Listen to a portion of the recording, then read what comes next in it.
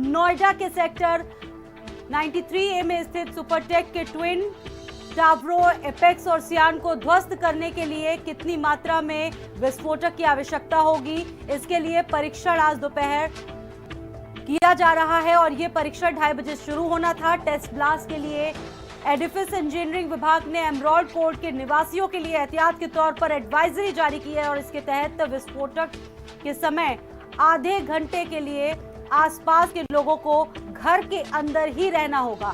Emerald court और ATS village के लोगों के लिए एक सुरक्षा घेरा बनाया गया है, जिसे पुलिस बल द्वारा संरक्षित किया गया है। एपेक्स टावर के बीच खंभों में एक्सपर्ट्स की देखरेख में परीक्षण विस्फोट किया जाएगा। इसके लिए करीब 5 किलो विस्फोटक लगाया गया है। तो टोटल 6 कॉलम हम आज टेस्ट के लिए ले रहे हैं।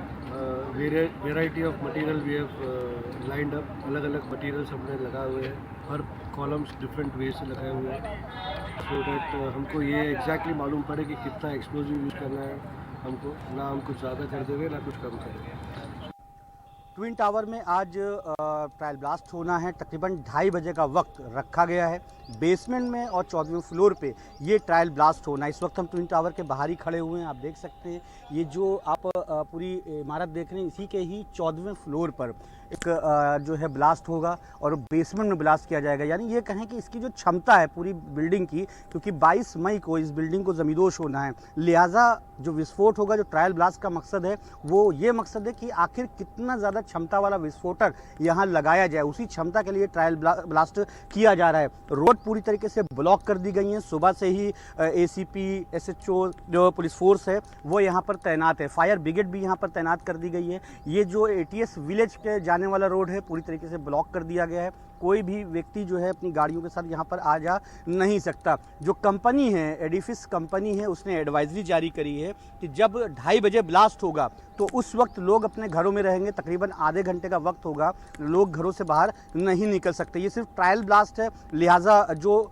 सावधानियाँ 22 मई को बरती जाएंगी उससे पहले ये भी कह सकते हैं मॉक ड्रिल है, रिहर्सल है पुलिस की, फायर विभाग की, और जो कंपनी है, जो साउथ अफ्रीका की कंपनी है जिसने ये पूरा प्रोजेक्ट लिया है, उसका भी एक तरीके से इम्तिहान है, उसका भी एक तरीके से ट्रायल है कि हाँ जब ये पूरी तरीके से ब्लास्ट होगा तो उस वक्त किस तरीके की सावधानियां बरती जानी है। फिलहाल जो विस्फोटक था वो कल शाम को यहाँ पर पहुंच गया था टप्पल से, तो अब देखना होगा 2:30 बजे जब ये पूरी कार्यवाही शुरू होगी तो किस तरीके का माहौल होता है, तो उस वक्त किस तरीके की सावधानियां बरती जानी है। फिलहाल जो विस्फोटक था वो कल शाम को यहाँ पर पहुंच गया था टप्पल से, तो अब देखना होगा 2:30 बजे जब ये पूरी कार्यवाही शुरू होगी तो किस तरीके का माहौल होता है, जब ये ब्लास्ट होगा तो किस तरीके का जो है माहौल नोएडा में आम लोगों के बीच में देखने को मिलता है, क्योंकि आस अगल बगल रिहायशी इलाका है, तो इन रिहायशी इलाकों में क्या माहौल होता है। कैमरा पर्सन साजिद के साथ दानिश अजीज, भारत समाचार, नोएडा।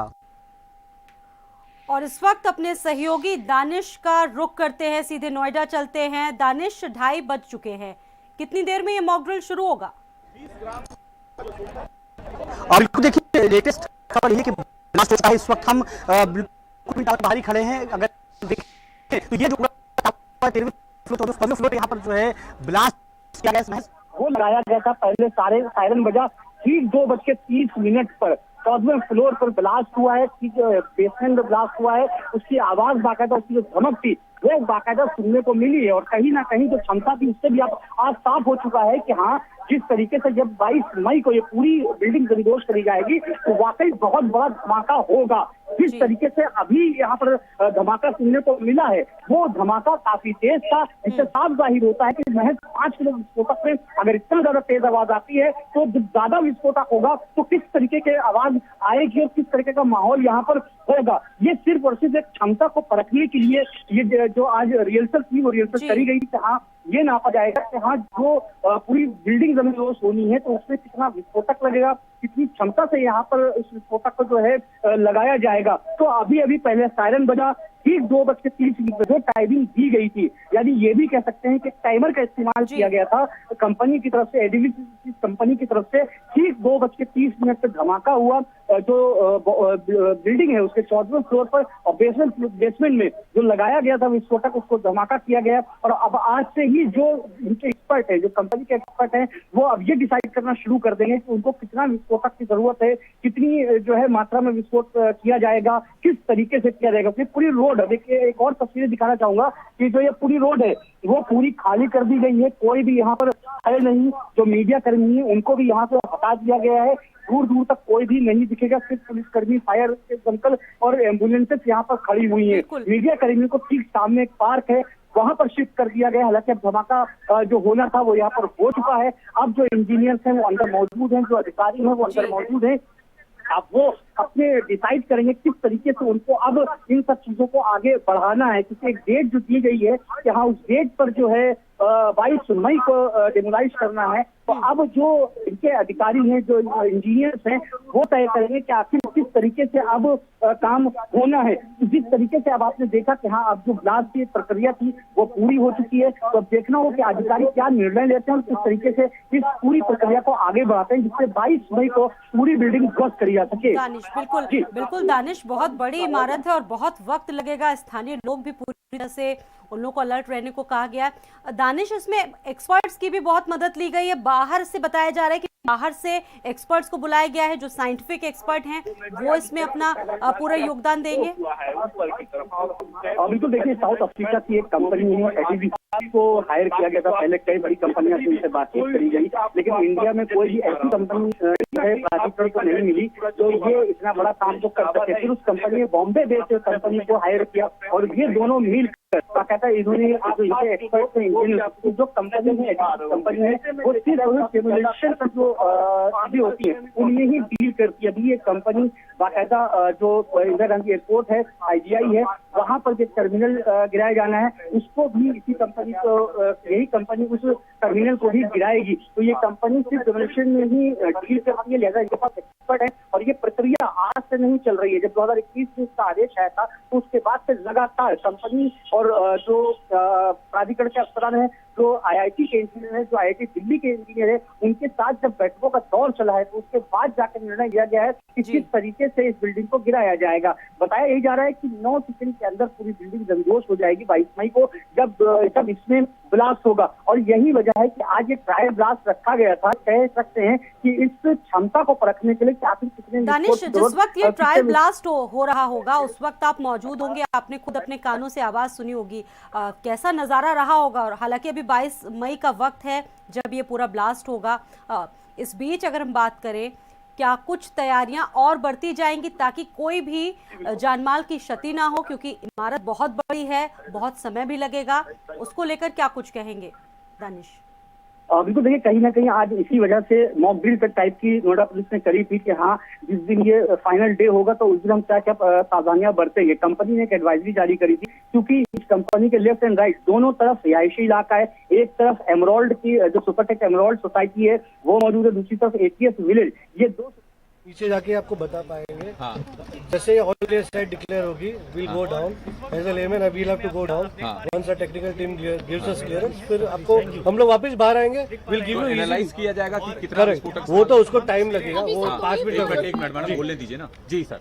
सो एनालिसिस को टाइम लगेगा, it will take a weeks time. वो आज पूरे दिन उधर रहेंगे, जो टेक्निकल गाइज है देयर होल डे, कल का दिन भी रहेंगे और फिर will go back to office, sit and analyse quantity of explosives, wraps सब बाहर आएगा। ऑलमोस्ट 10 दिन निकल जाएगा ये पूरी एक्सरसाइज करके। एयर का प्रेशर भी होगा 22 तारीख को जब ये डेमोलिश होगी बिल्डिंग, उसको कंट्रोल करने के लिए किस तरीके से कैसे कंट्रोल हो सकता है आप बताइए मुझे। मैं पूछ रहा हूँ उसके लिए भी कुछ हो ही नहीं सकता। नहीं इससे तो डस्ट क्रिएट करेगा सर। हाँ। जब ये 2 स्लैब एक दूसरे पे गिरेंगे तो जो वैक्यूम रहेगा वो एयर को बाहर फेंकेगा, तो वही डस्ट क्रिएट करता है। गैस पाइपलाइन भी है, उसके लिए भी कोई प्रॉब्लम नहीं है। तो सर और आसपास की इमारतों के लिए आज भी उस तरह मॉनिटरिंग किया हुआ है। आज के ब्लास्ट पे भी गैस पाइपलाइन पे मॉनिटरिंग हुआ है, 4 पॉइंट्स पे हुआ है, ATS साइड हुआ है, एमरल्ड साइड पे रखा है। सो वो मॉनिटरिंग भी हम अभी देख लेंगे, उसका रिजल्ट क्या है। और क्या आसपास की इमारतों को भी इवैक्यूएट किया जाएगा, वहां से भी लोगों को निकाला जाएगा जिस दिन ब्लास्ट होगा? 100%। उस डस्ट से निपटने के लिए फिर क्या कुछ तैयारी रहेगी 22 मई को? डस्ट का कोई सोल्यूशन नहीं है, डस्ट आएगा ही, बिकॉज ये इतना इंस्टेंटेनियस एक्टिविटी है कि 2 सेकंड में डस्ट का इतना बड़ा क्लाउड आ जाएगा। एक आप कुछ नहीं कर सकते। एक और पॉइंट है जिसमें ये कहा जा रहा है जो आसपास के फ्लैट वाले लोग हैं, फ्लैट्स के ऑनर हैं, वो ये कह रहे हैं कि शायद उनका जो है इंश्योरेंस वगैरह भी जो है कंपनी या सरकार की तरफ से, गवर्नमेंट की तरफ से किया जाएगा। हम कर रहे हैं जी, ये हम करने वाले हैं। हाँ, ये हमारी खुद की डिटेल बता दीजिए उसकी। नहीं, डिटेल अभी तक फाइनलाइज नहीं हुई है, क्योंकि हाँ। ये ब्लास्ट के 15 दिन पहले ही ये निकलेगा इंश्योरेंस। हाँ, हम लोग ऑलरेडी 3 कंपनी से बात कर रहे हैं, national insurance, new India insurance और टाटा AIG। सो 3 में से एक जन को हम फाइनल करेंगे, हाँ। Because we are right now technically उनको इवेल्युएट कर रहे हैं। हाँ। उनके लिए भी एक one of its kind job है, हर रोज उनके लिए भी ये इंश्योरेंस आते नहीं है। हाँ। तो वो लोग को भी टाइम लग रहा है कि भाई ये उनके HO में जाता है, वहाँ डिस्कशन होता है। तो नंबर ऑफ पर्सन भी आइडेंटिफाई नहीं होंगे, वो भी अभी आइडेंटिफाई होगा शायद। किसके लिए ये इंश्योरेंस के लिए कितने लोगों का इंश्योरेंस होगा? कितने लोगों का नहीं होता, एक कोलेटरल डैमेजेस के लिए होगा, क्योंकि लोग तो वहाँ रहेंगे ही नहीं। हाँ। 250 मीटर की रेडियस में कोई लोग नहीं रहने वाले। एक सेकंड, हाँ, तो यानी आसपास का जो एरिया है उसको तो कोई हार्म नहीं पहुंचेगा। हमने 250 मीटर के रेडियस में पूरा इवैक्यूएशन क्लियर किया है। हाँ। सो ह्यूमन का डैमेज होना इम्पॉसिबल है। जी, ह्यूमन डैमेज और आसपास की इमारत डैमेज हो सकता है, उसके लिए उसको हम कोलेटरल डैमेज कहते हैं और उसका इंश्योरेंस कवर लेंगे for collateral damages to any property. जो आजू बाजू में कोई भी प्रॉपर्टी को कुछ डैमेज होता है, उसके लिए हम लोग इंश्योरेंस लेंगे। जी, चलो, लेकिन जो बिल्डिंग का मलबा है वो कहाँ पे गिरेगा, क्योंकि काफी बड़ी बिल्डिंग है और नहीं, बल्बा वही जगह पे रहेगा जहाँ हम लोग डायरेक्शन थोड़ा हल्का उनको टिल्ट कर रहे हैं टुवर्ड्स 88 साइड एंड फिर फ्रंट रोड के साइड उसको ले रहे हैं झुका। हाँ। लेकिन मलबा वहीं का वहीं, गैस पाइपलाइन पे भी नहीं आने वाला, उतना प्रिसाइज मलबा रहेगा। मलबा ऑलमोस्ट 4 या 5 मंजिला मलबा रहेगा। हाँ, हाँ। इतना मलबा हुआ है, क्या निष्कर्ष निकला है इसका? सर, मैं अंदर ही नहीं गया, आपने जाने नहीं दिया। कितना समय लगेगा सर इसमें आप लोगों को? जी, एक सेकंड, 15 मिनट में विल कम टू नो। हाँ। CBI के डायरेक्टर भी है, प्लीज उनको भी जाने दीजिए। लेट अस इवैल्यूएट क्या हो रहा है and will come out and give you a bite. Done sir, done. सबको आराम से बैठ के बताएंगे। Thank you sir, thank you. तो नोएडा के ट्विन टावर में ट्रायल ब्लास्ट की कार्रवाई चल रही है, आप सुन रहे थे यहाँ पर। और आपको बता दें कि 22 मई को ये पूरी बिल्डिंग डिमोलिश की जानी है। इसको लेकर आज एक तरह से मॉक ड्रिल थी और हमारे सहयोगी दानिश हमारे साथ मौजूद थे। दानिश, जिस तरह से वहाँ पर तमाम विभागीय अधिकारी पहुँचे, उन्होंने तमाम बातें कही, एक अहम सवाल यहाँ पर बनता है। हालांकि वो कह रहे हैं कि कोई भी मानवीय नुकसान इसमें नहीं होगा, लेकिन फिर भी एक जो अश्योरेंस है, जो एक सिक्योरिटी है, सुरक्षा है, वो लोगों को दी जाएगी। इसको लेकर क्या कुछ कहना है विभाग का? बिल्कुल, देखिए, इनके जो CEO हैं उनसे सुबह भी हमारी बातचीत हुई थी, भारत समाचार को एक्सक्लूसिव बातचीत चली थी। तो उनका भी साफ कहना है कोई भी ऐसा नुकसान नहीं होगा, कोई भी जान माल का नुकसान नहीं होगा, क्योंकि पहले से एरिया खाली करा लिया जाएगा और जो आसपास के रिहायशी इलाके हैं इनकी जो बिल्डिंग में कोई नुकसान ना हो, ब्लास्ट हो, दरारें न पड़े, टूटे ना, या फिर किसी प्रकार का कोई और नुकसान ना हो, उसके लिए लोग पहले से ही इंश्योरेंस करा लिया गया है। तो एक टेक्निकल कह सकते हैं कि एक टेक्निकल टीम इनकी पूरी तरीके से लगी हुई है और वो हर चीज देख रही है कि हाँ, किसी भी प्रकार का कोई नुकसान न हो। इसीलिए इसमें इतना ज्यादा वक्त लग रहा है। हालांकि सुप्रीम कोर्ट ने कम समय दिया था, लेकिन उसके बाद सुप्रीम कोर्ट में हलफनामा दाखिल किया गया था और कहा गया था कि इसमें इतना वक्त लगेगा, तब जाकर जो है ये प्रक्रिया पूरी हुई है। तो अब ये प्रक्रिया पूरी होने में अभी भी काफी समय लगेगा। ये प्रक्रिया, ये ऐसा नहीं कि आज इन्होंने ट्रायल ब्लास्ट कर लिया है तो बड़ी आसानी से इतनी बड़ी मंजिल नीचे गिराई जा सके। तो ये जाहिर है कि अभी इनको थोड़ा सा वक्त और लगेगा।